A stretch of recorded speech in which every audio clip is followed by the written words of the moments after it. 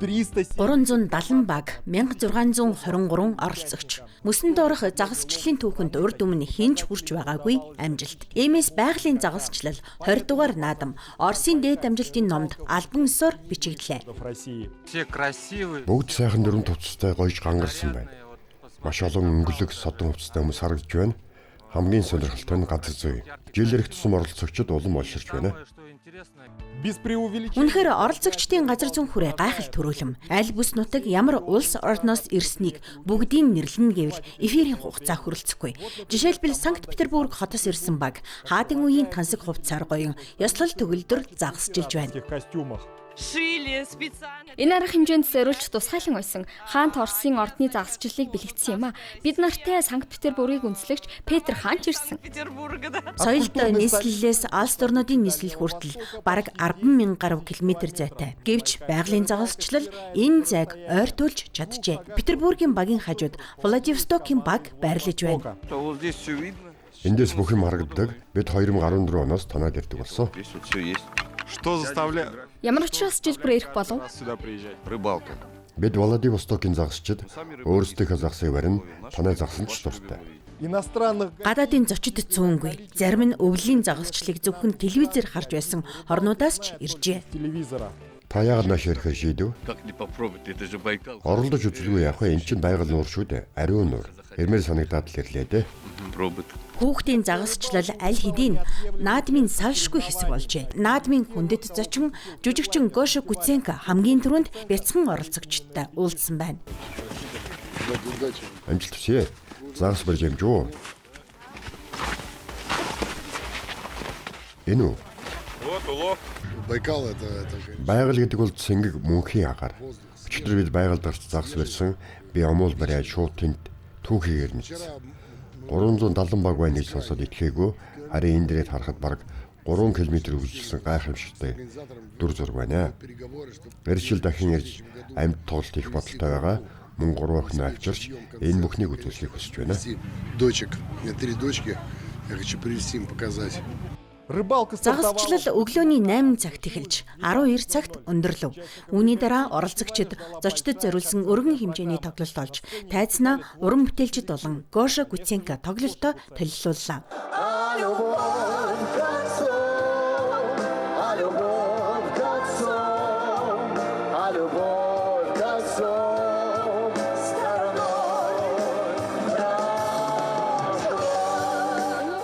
Мөн наадмын зохион байгуулагчид болон бродийн удирдлагууд тайзнаас үзэгчдэд баяр хүргэлээ. Өнөөдөр бид 20 жилийн ойн байгалийн загасчлалаа зохион байгууллаа. Бүтэн жил бэлтгэсний эцэст их өндөрлж байгаа нь баг зэрэг гүнигтэйч та бүхний итгэл, байгаль нуур, загасчлалд хандсан хайр сэтгэлтэнд баярлалаа. Санаачлах бол нэг хэрэг л дээ. Хэрэгжүүлэх бүр чухал. Энэ арга хэмжээ 20 дахь удаа зохион байгуулагдаж зөв шийдвэр байсныг батллаа. 20 жилийн турш амжилттай үргэлжлэж байгаа нь үнэхээр том олж. Мөн Улаан Уд хотын иргэдийн төлөөлөгчдийн хурлын гишүүд ч оролцжээ. Манай Улаан Уд хотын 360 жилийн хотод авчиж байгаад бид баяртай байна. Манай байгууллагуудаас 8 баг оролцлоо. Хойн байрыг тохиолдуулан энэ жил 20 шагналт байр тодруулж төрөл бүрийн номинацийн ялагчдыг шагналлаа. Эмэгтэйчүүдийн төрөлд Томск багийн хот төрүүлв. 500 мянган рублийн сертификат Гоша Куценкогийн үнсэлд тэмдэглэлтийг. 20 дугаар байраас дуудаж эхлэхээр нь 2 ч удаа ухаан алдчих шахлаа. Та анхудаа ирж байна уу? Тийм ээ, анхудаа. Та сэтгэл хангалуун байна уу? Бид зочирдолд орчход байна. Ингэн гэж бодоогүй. Гэхдээ хүсэж байсан. Харин нийлбэр дүнгээр мөн эмэгтэй баг төрүүлж 2 кг 760 г загас барьжээ. Гол шагнал болох танк 300 жип Новосибирск хотыг зорилоо. Сибирчүүдээ үзүүлээд өг.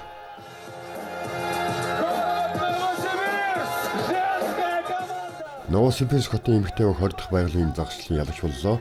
Новосибирск мужийн шгшээ баг.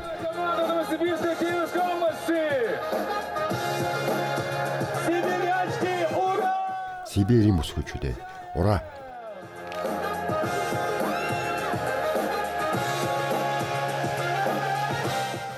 Нааш ойртол хүрээд шагналаа гардуулъя.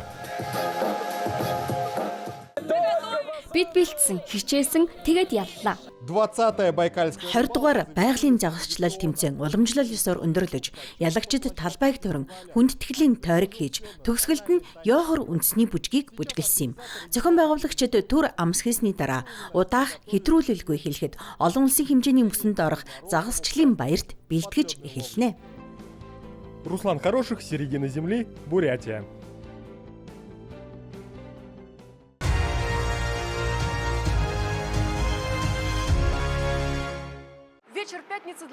Басан гаргийн орой заримд нь энэ улаа кино үзэх, эсвэл будин дээр амрах цаг. Харин манай баатруудын хувьд шийдвэрлэх мөч, багш, эмч, холын тээврийн жолооч, бизнес эрхлэгчид гээд бүгд нас албан тушаалаа омортон мөсөн талбайд гарч байна. Тэдний хувьд энэ улаа жинхэнэ хоккей ямар байдгийг дахин мэдрэх цаг юм.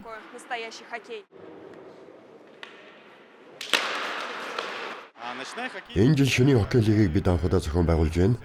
Тодорхойлбол найдварын лиг манад анх удаа болж байгаа юм. Ер нь манай түвшин нэлээд сайжирч дээшилсэн гэж бодож байна. Найдварын лиг бол шөнийн хоккей лигийн үндсэн дивизионуудын нэг. 18-с дээш насны мэргэжлийн бэлтгэлгүй хинч оролцох боломжтой. Нас энд саад болдоггүй. Орлан багийн ахлагч Владимир Чипров үүнийг өөрийн биеэр баталж байна. Тэрээр хоккейд жинхэнэ утгаараа 21 наснаа л хөл тавьжээ. Сургуульд сурч байхдаа сагсан бөмбөг, гар бөмбөг цаны уралдаан хийдэг байсан. Боломж байгаагүй. Өөр суурьнд явж хоккей тоглодог байсан юм. Харин насан туршид боломж бүрдмэгт тоглож ирсэндээ. Хоккей бол амьдрал юм. Зүгээр нэг хобби биш. Жиггэн амьдрал. Мөсөн дээр ширүүн буулдгүй өрсөлдөн өрнөн. Найз нөхдийн харилцаа байлаач тоглолтын үед өрсөлдөгчөө огтхонч өршөөдөггүй. Харин шилний цаанч мөн өөрийн гэсэн уур амьсгал буцалж байна. Тоглогчдыг гэр бүл, найз нөхөд бүр хамт олнонд хүртэл ирж дэмждэг. Мөсөн дээр гарсан хүн ажил дээрээ байхаас өөр үү? Ялгаа их бий. Ажил дээр болоо тэр дарга. Харин энд багийн нэг гишүүн болчихдг нь бидэнд их сонин бас таатай санагддаг. Бид сайн муу бүх бүжийг нь хамтдаа хуваалцаж байгаадаа баяртай байдаг. Энэ тоглолт бол том зорилгын нэг шат. Ялагчид Сочид болох шигшээ багийн тэмцээнд оролцох эрх авч бусад бүс нутгийн аваргуудтай хүч үзэх болно.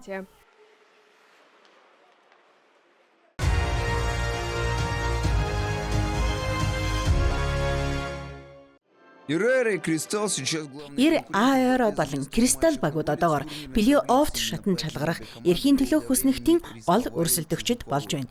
Тиймээс эхний хоёр үед хоёр баг аль аль нь өрсөлдөгчдийн хаалганы өмнө эрсдэл гаргахыг яраагүй.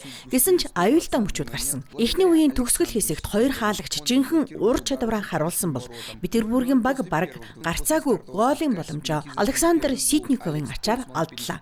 Тэрээр хоосон шахам хаалга руу чиглэсэн зохилтыг чадсан юм. Эхний 20 минутын дараах байдлаар тооны харьцаа тгийг харьцах тэг. Хамгийн гол нь энэ бол төгсгөл биш гэдгийг тоглогчд ойлгож байгаа. Манай баг үнийг маш сайн мэдж байгаа. Өнөөдөр ердөө эхний үед дууссан. Бидний хувьд энэ хоёр тоглолт яг хоёр үе шиг байлаа. Хоёрдугаар үе Ир Аэрогийн хувьд илүү амжилттай эхэллээ. Шүгэлд дуурснаас хэдхэн минутын дараа сибирчүүд эхний голоо оруулсан. Алекс Поцман Кристаллын хамгаалагчдыг хуурч тооны харьцааг нээв. Үүний дараа нисэгчид илүү идэвхтэй тоглож хамгаалалтад зохион байгуулалттай ажиллаж эхэлсэн. Харин төгсгөл хэсэгт Иван Милавонов давуу байдлыг нэмэгдүүлж хоёрыг хайрцах тэг болголоо. Энэ нь эрхүүчүүдийн хувьд чухал ялалт болсон ч Кристаллын дасгалжуулагч Клименти Сидоров тоглолтын дараах ярилцлагада дараагийн тоглолтод түүний баг илүү хүчтэй тоглоно гэдгийг онцолсон юм. Мэдээж энэ бол өндөр ач холбогдолтой тоглолт. Эхний гол маш их зүйлийг шийддэг. Ялангуяа сэтгэл зүйн хувьд. Гэхдээ футзалд ихэнхдээ гол тоглолтын логикоос огт хамааралгүй орж ирэх тохиолдолтой. Айхтар зүйл бол биш л дээ. Бидний ноёлын зорилго бол тодорхой. Яах вэ? Маргааш ялна. Өөр сонголт бидэнд үлдээгүй. Ер айрын одоогоор Кристаллаас 5 онооны илүүтэй байна. Харин өнөөдөр багууд дахин тоглоно. Хэрв Какагийн баг ялалт байгуулвал онооны зөрүүг хамгийн бага хэмжээнд хүргэж, шилдэг 8 багийн төлөх хөрсөлдөөнийг улам хурцдах боломжтой.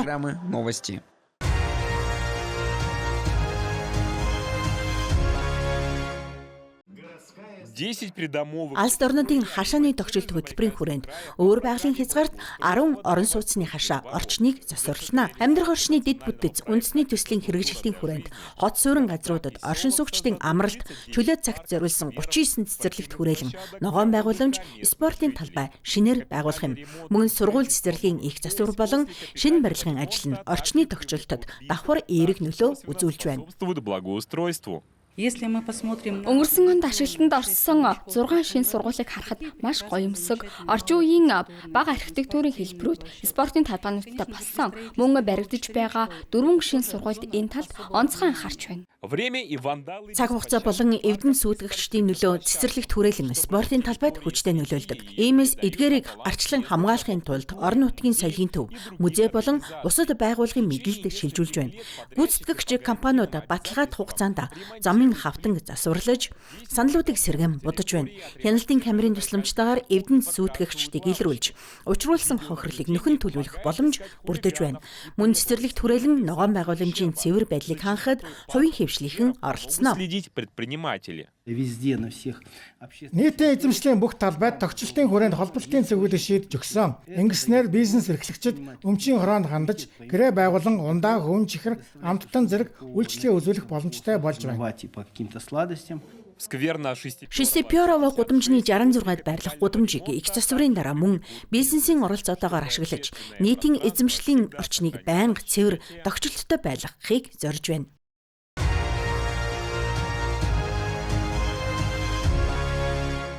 Сахагийн бүгд найрамдах улс Оросын хамгийн том бүс нутаг. Энэ баримтыг якутийн хүүхдүүд мэдээж өмнө нь мэддэг байсан.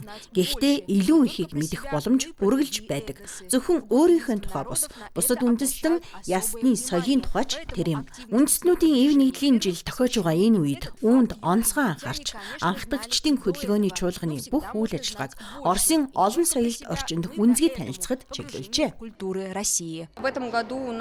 Энэ жил бол Оросын ард түмнүүдийн эв нэгдлийн жил. Тиймээс бид энэ чиглэлд онцгой анхаарч ажиллаж байна.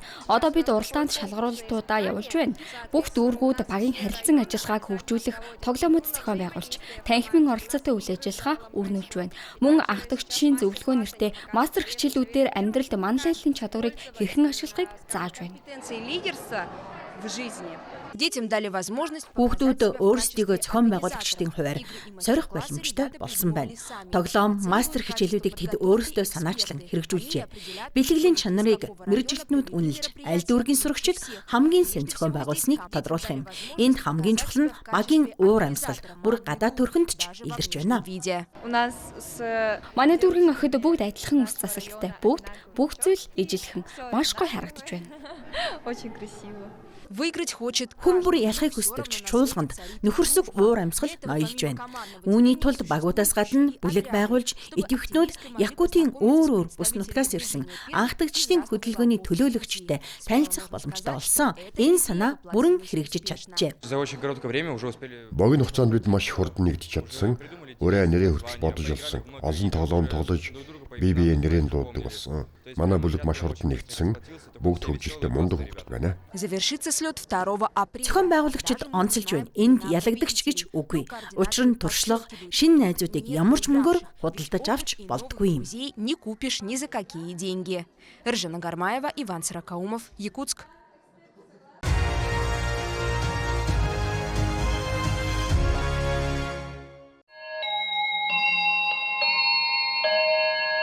Пиндиншан хотын нам гүмхэн болонд 4 настай Линлин охины хичээлийн цаг эхэлж байна. Түүний үеийн ихэнх хүүхдүүд аль хэдийн чөлөөтэй ярьж сурсан байхад Линлин энгийн уйдаж хэлэхэд бэрхшээлтэй хэвээр.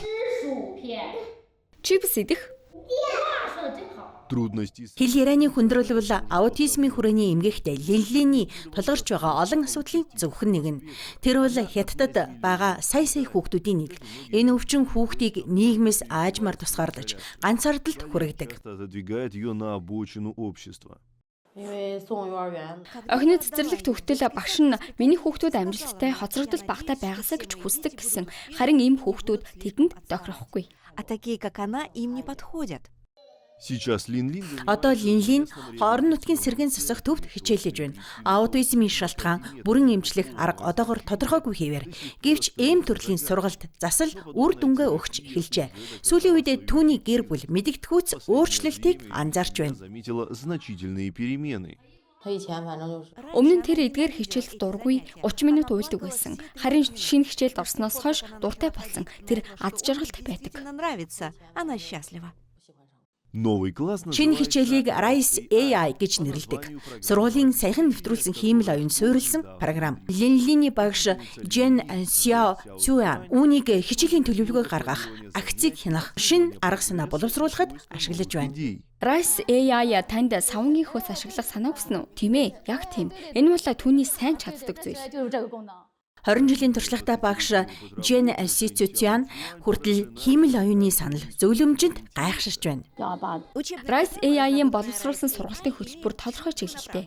Бид хүүхдүүдэд амтэн сургаж байгаа мэт хандаж болохгүй. Ялангуяа аутизмтэй хүүхдүүдэд сургалт тоглоом, үйл ажиллагаагаар явагддаг тул хүүхдүүд хурдан ахиц гаргадаг. И дети быстро прогрессируют. Захин мэрэн үед ч том жижиг хотуудын боловсролын ялгаа их хэвээр. Rise AI баг Хятадын захиурын хөндийг игддэг Шинжэн хотод харин Линлин болон багш Женар Пиндиншанд 1000 гаруй километрийн зайд амьдарч байна. Тус компани аутизмын засал сэргээн засах дүүдийн сүлжээг удирдах доктор Жентян зэрэг мэрэгжилтнүүдийн тусламжтай багш нарыг сургадаг. Как доктор Жентян. Би зан үйлийн шинжилгээний докторийн түвшний баталгаажсан мэрэгчлэн. Анализу на докторском уровне. Она одна из всего трех. Ийм түвшний мэрэгжилтэн Хятадын хэмжээнд маш зүүн. Тусгай хэрэгцээтэй сая хүний дэргэд бараг хүрэлцдэггүй. Ийм туршлагыг хадгалж олон нийтэд хүрэхийг зорж байсан ч технологи дутаж байв.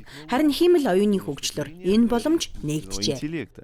Дипсик гарч ирснээр бид үнэхээр хүчрхэг нээлттэй загварт хандах боломжтой болсон. Мөн Amazon зэрэг компаниуд шаардлагатай техникийн дэмжлэг үзүүлсэн. Последним элементом головоломки стали Компанийн хамгийн үнэт нөөц нь 10 жилийн турш 30 мянган хүүхэдтэй хийсэн хичээлүүдийн бичлэг юм. Эцэг эхийн зөвшөөрлөөр хиймэл оюун тэдгээрээс суралцаж, туршлагатай мэрэгжилтэн шиг шийдвэр гаргах чадвартай болжээ. Ингэснээр өмнө нь ийм боломж байгаагүй багш нарт ч энэ туршлага нээлттэй болсон байна. Пиндишанда багш Жен Сицүцян 7 хоног бүр энэ системийг ашиглах талаар хилцүүлэг хийдэг. Нэг багш хичээлийн үеэр үсээ зулгаадаг охины талаар ярьжээ. Энийний хариуд Жен Сицүцян хиймэл оюунаас тухайн охины дуртай амтан болох бяцхан хэрээний тухай үлгэр зохиолгов. Любимое животное девочки и ее перья. Түүний зан үйлийн асуудал мэдгэдэггүй багассан. Хөөх, үнэхээр гайхалтай. Система искусства. Хиймэл оюуны систем өндөр зардал шаарддагч бодит үр дүн нь сургуулийн удирдлагуудын хувьд үн цэнтэй хөрөнгө оруулалт болж байна. Нэгдүгээрт энэ бидний уламжлалт арга барилыг бүрэн өөрчилсөн, хоёрдугаарт байгууллагын үйлчлэлийн чанарыг бүхэлдэн дээшлэж байгаа. Учительница Жен Сяоцюань Жен Сицүцян багш энэ бүхнийг өөрийн биеэр туулж мэдэрсэн. Хүүхэд байхдаа буруу эмчилгээ хийлгэж өвдөлт амссан ч эдгэрээгүй. Харамсалтай нь ийм тохиолдол өнөөдөр ч байсаар байна. подобные страдания случаются и сегодня. Сэргээн засах эмчилгээ цаг шаарддаг учраас эцэг эхчүүд хурдан үр дүн амлсан аргуудыг сонгодог. Зөв тавих эмчилгээ гэд юу ч болсон хамаагүй. Миний зарим сурагч одоо ч ийм эмчилгээ хийлгэж байна. Би тайлбарлаад ч эцэг эхчүүд тэр бүр сонсдоггүй. Ялангуяа манайх шиг боломж муутай хотуудад. Распространено в таких небогатых городах, как наш. Жен Жен Сицүцян хэлэхдээ өөрөө ярьж чаддаг байсан учраас ээж нь буруу эмчилгээг зогсоож чадсан. Харин түүний сурагчдад тийм боломж байдаггүй. сделать не могут. Би ээжтэй ингэж болохгүй гэж хэлсэн. Тэгээд тэр дахиж намайг зүү тавих эмчилгээнд явуулаагүй. Харин эдгээр хүүхдүүд ярьж чаддаггүй учраас энэ бүхнийг дэссээр байна. Именно это Энэ бүхнийг биеэр мэдэрсэн нь түүнийг сурагчидтай илүү бие даасан болгоход хөдөлдөг. Харин өнөөдөр хиймэл оюун түнд энэ ажлыг илүү бодиттой үр дүнтэй хэрэгжүүлэх боломжийг олгож байна. Фэй Сижитян.